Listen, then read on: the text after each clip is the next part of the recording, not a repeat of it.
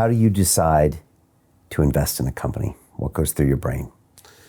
Well, I mean, I'm not the only person that makes that decision anymore. Much has changed as a firm. We have an IC and a sort of bigger process. However, generally speaking, there are some classic things. You look at due diligence, the company background, of course, but generally speaking, we look for the ethos.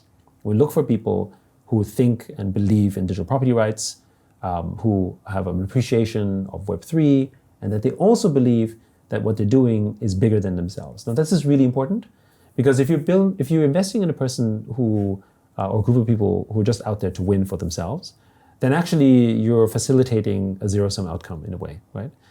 Whereas if you're building someone who is an ecosystem player, then you know that they're there to participate in the rest of the ecosystem and are able to sort of benefit the general growth because they're willing to share and think this way. So I think that might be maybe the differentiator. And there's many things that I would say we would look very similar to VCs in terms of performance and execution ability and background. I think all of them do that.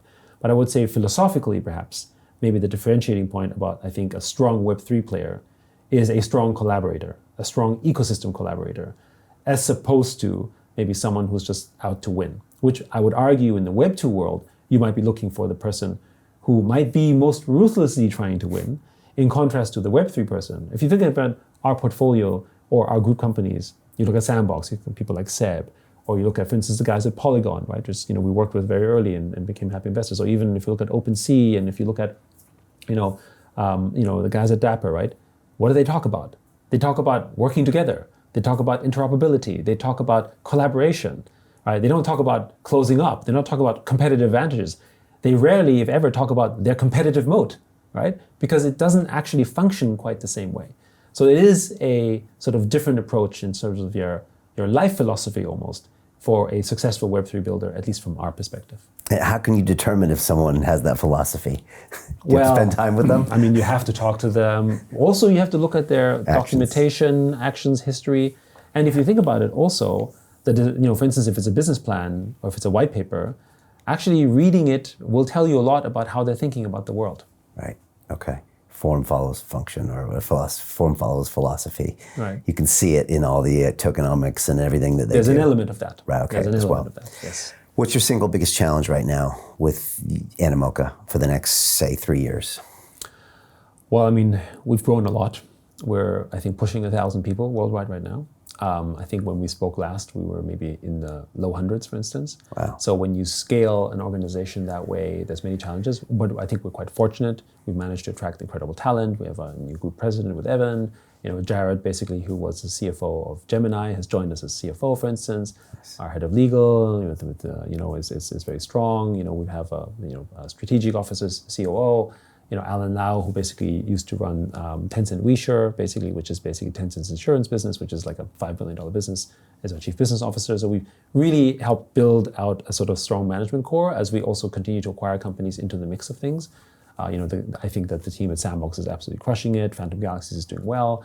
So there's many things that are happening there, but we do have to, mature ourselves as an organization. We have to institutionalize in a certain way, because in the past, a lot of it was sort of rested entirely on sort of myself, right? And I think one of the big things that I want to do and make sure happens is that we have enough of an institutional structure that many of the problems we've seen, again, we're not a financial institution, so we don't have custody of assets. We have basically, like no debt, right? We're sitting on cash and assets, and, we get affected by the value of the assets, but because we don't have debt, for instance, we're not affected in the same way. But we need to have a discipline that is impossible to do if I'm the only person making decisions, which was certainly the case maybe many years ago, right? But we were a much smaller business, so that's how it was. And so that discipline is beginning to form and build in a really good way. And I think the challenge here is, as we grow a business this way, is to ensure, and you see me talk about this a lot, is to maintain that culture, right? And to understand why we're here. The why is really important. Why are we here? The what is how we do it. But the mission of digital property rights, the fact that we're trying to, reform, if you will, almost capitalism, create a sort of stakeholder capitalism as a new accepted form of capitalism. Because stakeholder capitalism didn't mean much before, because there wasn't an economic outcome per se. It was just something like ESG, for instance, right? But now in Web3, stakeholder capitalism actually has a capitalist outcome for you, because you are now an owner in that ecosystem.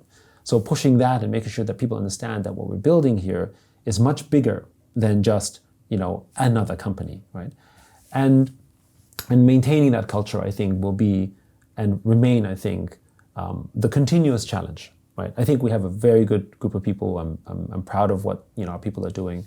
They're big believers. But as you grow, how do you maintain that culture? How do you make sure everyone continues to sort of think of that? And especially in times like this, where markets are volatile and maybe there's doubts and so on, right? You have to sort of make sure, and it's hard to do that as you grow because my ability to touch everyone isn't the same anymore.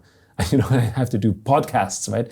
And sort of Zooms as opposed to sort of talking to everyone, right? So I think it's not, that challenge isn't just for me, but it is generally a challenge. Yeah. So this is the biggest part of your job, is communicating the North Star and the vision to your own team, but also to the world. That's why you're here spending time with Correct. me. And of course, on strategic operations and decision making and everything else, I'm involved, but I am glad to say that I'm not basically necessarily needed for every day-to-day operation, right? Which again, maybe when we did the interview a year ago, it was still critical for me to basically be involved in many key decisions.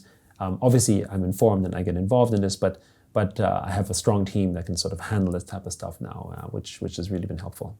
What's a typical day like for you? Like, what are you actually doing? I saw some video of you on YouTube, and I saw you drawing something on a whiteboard, and I was like, is he drawing a game, or is that just an outtake? Or that was just someone. That was probably just someone saying, "Could you just do that so it looks like really cool?" Okay. Yeah, I mean, sometimes I do whiteboard stuff, but generally speaking, it's a lot of talking, it's a lot of communicating.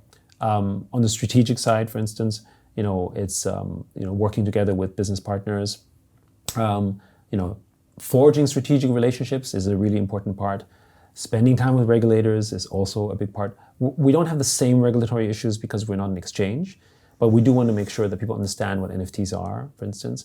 And I think in some ways, if you think about what happened in Hong Kong, I think sort of the efforts of our group as well as our portfolios and friends has helped shape basically sort of policies that people understood were sort of net positive for the ecosystem. And that's part of our job because, again, what happens to the industry, and this is by design, isn't just something that impacts us as a company.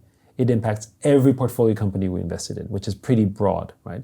So that means that our role is not just to defend us as a business, it's to defend everyone else because we are so broadly invested. So it creates a mechanism where our incentives are aligned from the right outcome so that we're all in it together. Hey, it's Brian Rose, founder of the DeFi Academy. I've told you my 4-week crypto bootcamp is amazing, but don't take my word for it. This is what my students are saying. The DeFi Academy was an amazing experience for me. It took me totally out of my comfort zone. In this course, I was challenged, I was held accountable, and pushed to do things that honestly weren't always easy. It's been phenomenal, and I can't believe we're already up on our 4 weeks. It has flown by. Going through this DeFi accelerator by far was one of the best courses I've taken. You do this course, you really get into the nitty-gritty of the activities that will make you comfortable with decentralized finance. Thank you so much to Brian and everyone at London Real and the DeFi Academy for even putting together an amazing course like this. Anybody else that wants to do it, please sign up. It is well worth the money.